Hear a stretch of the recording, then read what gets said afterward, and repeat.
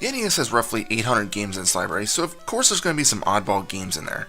The Adventures of Tom Sawyer is one of them, but not because its gameplay is strange. Instead, I mainly have the question of, who thought the Mark Twain book would make a good game? I really don't know how, but according to the developers at Sega, the creators of the game, you just make a generic platformer set in 6 stages where you throw rocks. Already, the game is off to a bad start. But let's take our time here and discuss this cart bit by bit. First, the opening screen. When turning the game on, you're immediately assaulted with the repetitive, bad music. The title screen really doesn't give a huge impression, but thankfully, it's still better than Revelations 2012. Once you hit start, you're brought to a big, pastel-colored screen, asking if you're playing 1 or 2 players. If you have friends willing to play this aside of you, more power to both of you. Then it'll ask if you're starting a new journey or continuing from a previous game. You'll then get a cutscene where Tom's in school and falls asleep.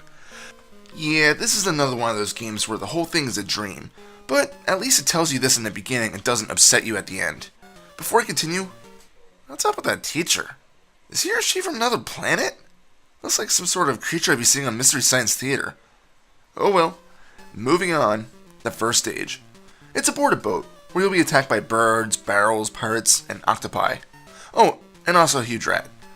It's here where the gameplay is shown that it's pretty mediocre. Killing enemies with your rocks gives you teas, which gives you an extra life when obtaining 20 of them. Grabbing a skull won't kill you outright, but instead will take away your current tally of teas. There's also a rare heart that will make you completely invulnerable. Finally, there's slingshots, which give you the ability to shoot straight ahead instead of that crappy arched pattern. This only lasts for a few seconds, so make the most out of it when you can. Before I continue, why teas? Is that the best that they could come up with for a collectible item? Why not something like candy or coins or something like that? How about even apples? I don't get why you collect the letter. The icons also take a second to appear, so if you really want to obtain them, you have to kill an enemy, wait a second, and then collect it. This just kills the momentum of the game. In any case, it is pretty cool that you go from the top of the boat to the bottom, and the enemies change appropriately. On the ship you fight the birds, sparrows, and pirates. Although you still see pirates in the middle floor, you also find the mice. You also fight a big rat mini-boss, then descend to the depths of the boat to see the octopi. These guys will shoot ink at you, and if my memory recalls correctly, the dark ink won't kill you unless you've already been hit by it. In that regards, the light ink will kill you unless you're blackened by the dark ink. So in a nutshell, get hit by the same color ink that you currently are, and you die. Not sure how the ink is lethal, but I'm not even going to go there.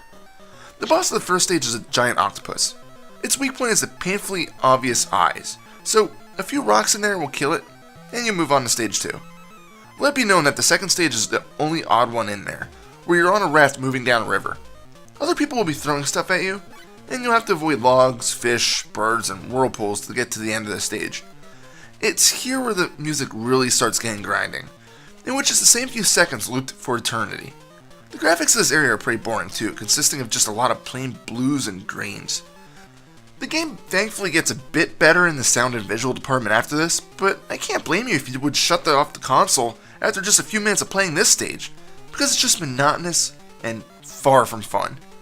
In any case, after navigating all the hazards and possibly avoiding shoving a pencil down your ear to destroy your eardrums, you'll arrive at a huge alligator, which attacks just by firing whirlpools your way. The gator has a questionable hitbox, in which it's only taking damage when it wants to. Eventually, if you're persistent enough, the lizard will die and you'll move on to the third stage, which takes place in a forest. In this level, you'll be fighting various creatures that inhabit the woods. This, however, is where the weakness of the thrown rocks really starts to show. Many of the creatures are low to the ground, so if you don't judge the trajectory correctly, the rocks will either go long or short. Tom doesn't have a life meter, so if he gets hit at all, he's going to lose a life. This means that if you miss an enemy, they're often moving too fast for you to set up another throw, so you're screwed unless you can evade them. Because of this, it's often best just to spam B to throw the rocks, but what's the fun in that? To me, moving from side to side, just throwing things constantly just to prevent being hit, within a split second is not the makings of a good game. It means that you don't have the ability to properly account for enemies showing up, and it makes the game boring. The other thing too is that for a few of the stages, while you're constantly throwing rocks, you can often just keep moving and don't stop. This is especially possible in the 3rd and 5th levels, but can be done in 1 and 4 too if you're good enough. I'll get to stage 5 shortly, but again, this takes all the excitement out of the game. Anyway, the biggest pain in the ass for this stage is the treetops. You have to maneuver the branches while at the same time avoiding the critters. It's easier said than done, due to the arc of the rocks. The boss of Stage 3 is a huge gorilla. This gorilla is formed when several chimps hop on top of each other like cheerleaders. What the hell is this, monkey transformers? And to cap it off, it's a freaking pink gorilla. And then green. And then brown. Anyway, just like the previous boss, and the ones ahead, it goes down easily. Stage 4 is a haunted house complete with burning chandeliers and ghosts. You'll fight a witch as a mini-boss, but not much else in the stage is really notable, except for the boss. It's a huge gargoyle that will fire smaller imps at you. Once again, the weak point is evident, so a few rocks there and it'll fall. Stage 5 is a cloud stage, and oddly enough, it seems to contain the clearest graphics. Maybe it's me, but it seems like the rocks, scoreboard, and the level itself are the best quality here. I don't understand this. Again, maybe it's just me, but it sure seems like it's the case. Anyway, you're attacked by raindrops that bounce once they hit the ground. You'll also get dive bombed by birds once again, although they do have a different pattern this time around. The thing about this stage is that you can easily just run through the first half of it, once you know where the enemies spawn. It's a pretty strange layout plan when you decide to spawn enemies on the top of the map, but allow the player just to run carelessly under them all without even a threat. Strange indeed. Maybe the game just decided to screw with you as payback though, because you see a balloon come floating from behind you. If Tom grabs it, he's gonna float above all the enemies. But then after a while, if you don't drop from it, he'll be killed by one of the dragons floating around. It's like the game gives you a false sense of security for the majority of the level and then flies you into a wall. Even on foot, those dragons are a pain, because they have a semi-erratic pattern to them, and every so often one will just come up on the side of the screen and spit a ball or fire away. If you're not quick enough, you're back to the halfway checkpoint. The boss of this sky level is a huge airship. In order to attack this, Tom rides in a cloud. And pisses crystals.